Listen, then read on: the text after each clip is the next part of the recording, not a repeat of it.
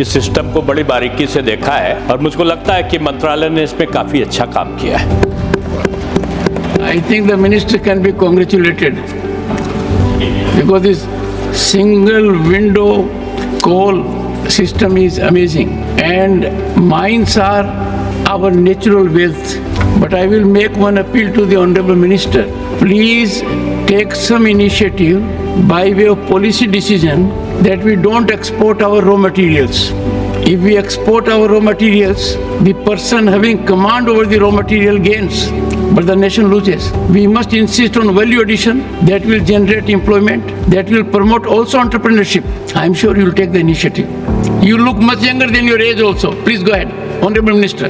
अध्यक्ष जी, जो 2014 में नरेंद्र मोदी जी नेतृत्व में भारत सरकार आने के बाद अलग अलग नए इनिशिएटिव्स लिए गए, नए नए रिफॉर्म्स लाए हैं। पहले तो कोल ब्लॉक्स में, माइंस में पेपर के ऊपर अलॉटमेंट होता था, पेपर लिख के देते थे कुछ लोग, वो ब्लॉक्स अलॉट होता था। वो आपको मालूम है सुप्रीम कोर्ट में इसका जजमेंट आया कोल स्कैंडल के बाद। आज 2015 में एक नया पॉलिसी लाने के बाद ऐसी एक ब्लॉक भी हम एक्शन के बिना अलॉट नहीं किया है, इवन पब्लिक सेक्टर को भी।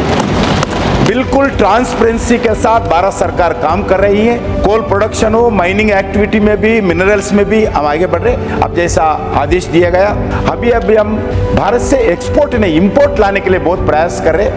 बजट में हमारे फाइनेंस मिनिस्टर लास्ट बजट में लगभग 24 critical minerals import free duty किया है इंपोर्ट करने के लिए।